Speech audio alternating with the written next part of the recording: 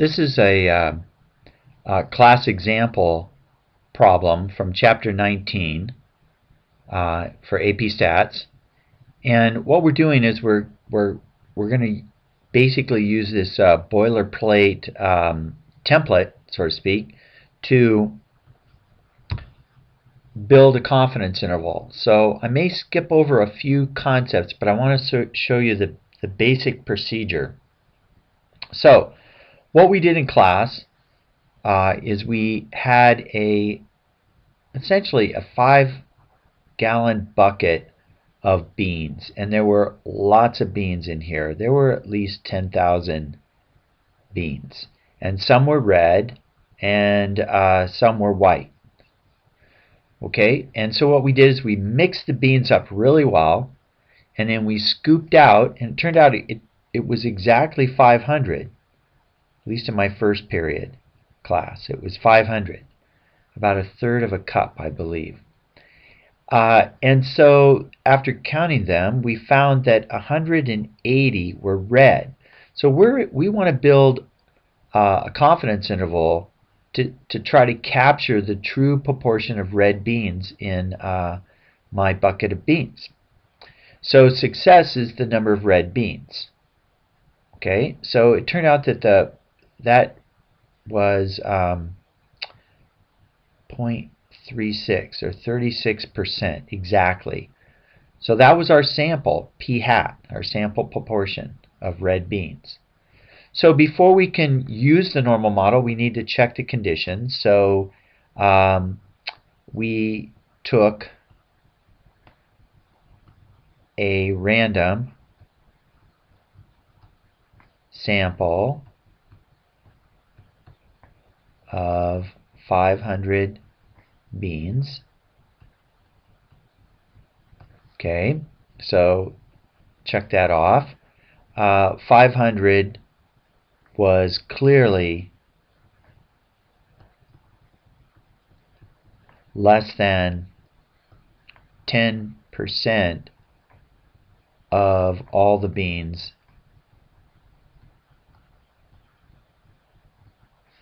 in the bucket.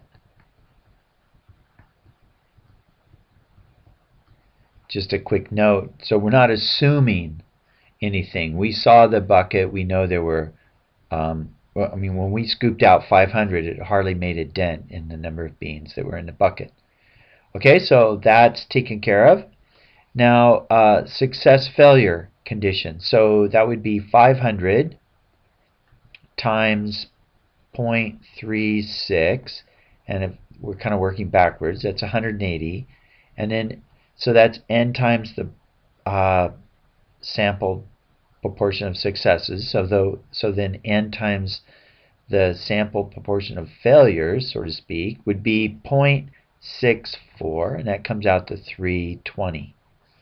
Okay, so both are greater than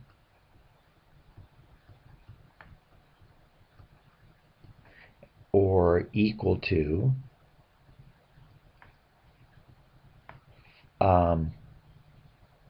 10. So the sample is large enough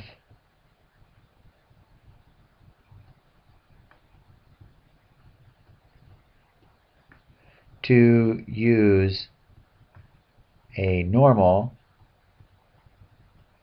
model.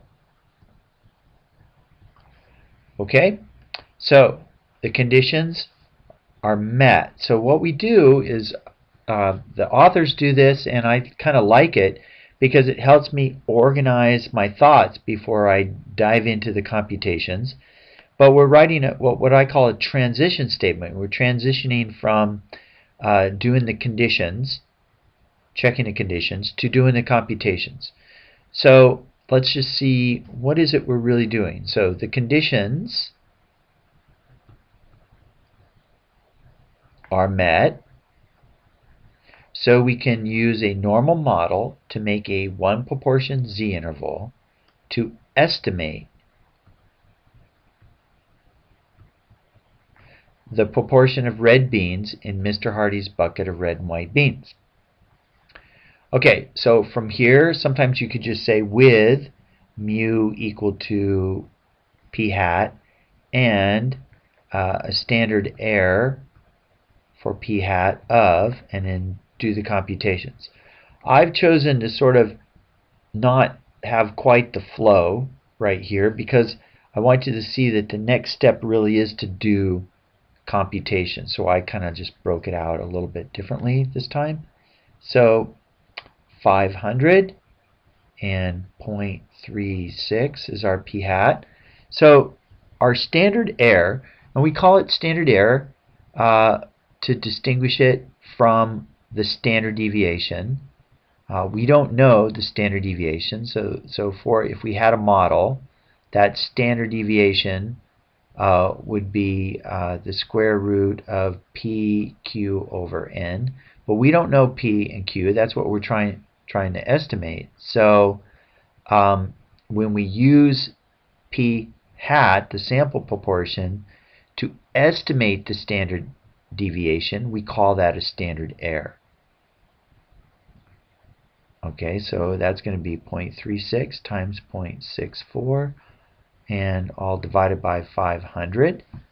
So each calculator is a little bit different, but here I think I just do 0.36 times 0.64 equals divided by 500 equals, and then I take the square root of that.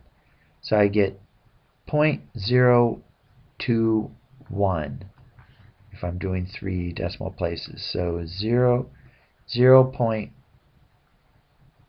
what was it again? 0.021.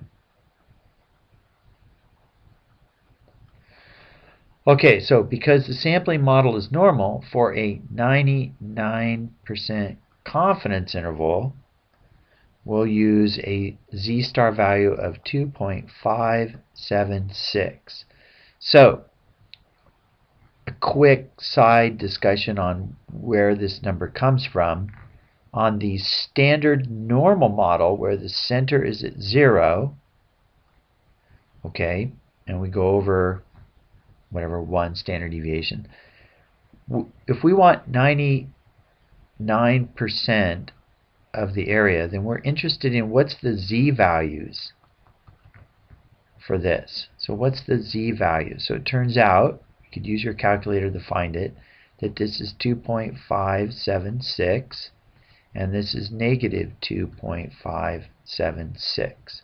Okay, so we're just basically think of the critical value times the standard deviation is telling us how far to scoot over from the center. Anyway, so we go 2.576 times 0.021. Okay, that's our margin of error. So I'm going to clear that. 2.576 times 0.021 equals 0.054. So 0.054. So that's our margin of error.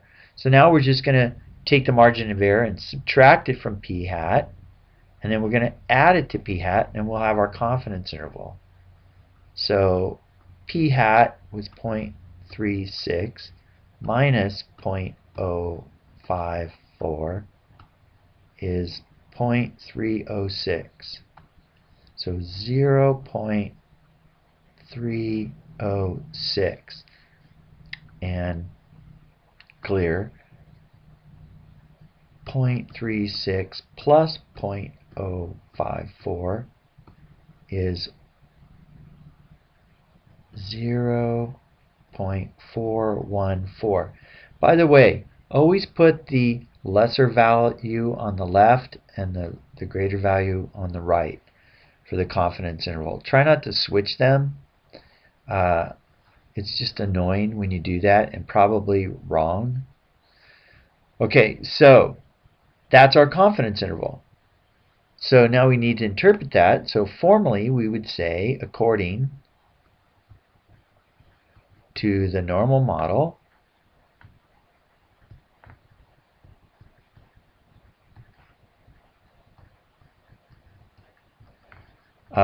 we are 99% confident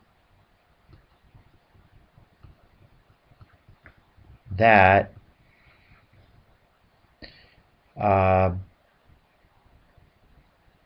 the proportion of red beans in Mr. Hardy's bucket of beans is between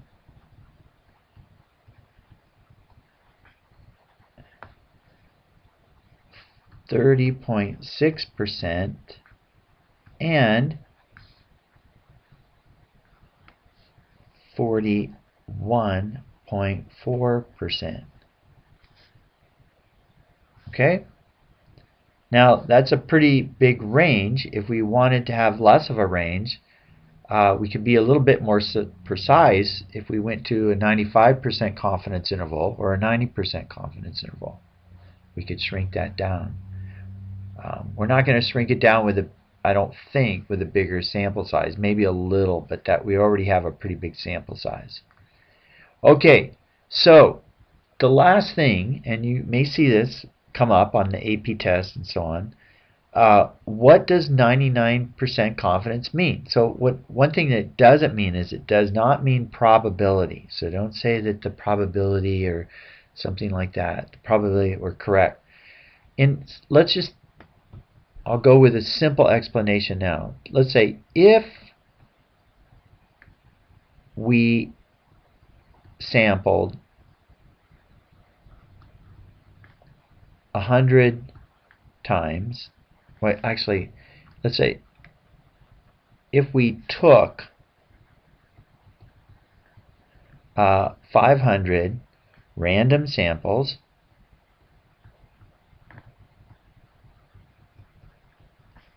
a 100 times, so obviously putting the beans back, mixing them up, so 100 times, and computed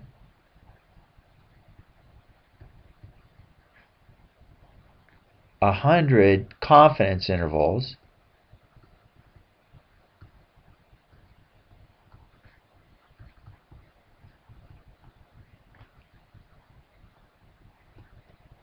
for proportion of red beans,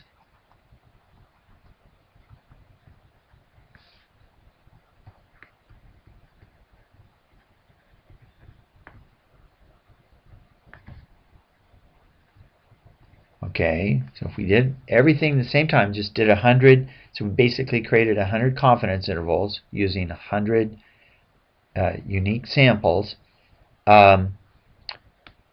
we expect 99 of them to capture the true proportion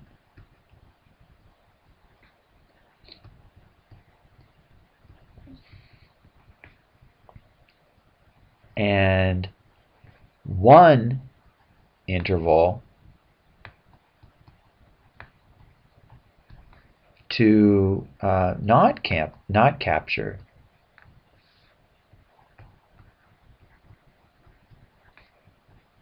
the true proportion. Okay, that's what that means. That's what confidence means. So you have to kind of think through it, do it a few times, write this out a few times, and just kind of think through it, and it'll kind of come to you. There's some good pictures in the textbook, and we'll do some examples in class as well. Okay, I hope that helps. This is kind of like the sort of like the procedure, skipping over maybe a lot of the deeper concepts, but just this is the straightforward procedure for creating a one proportion z interval. Good luck.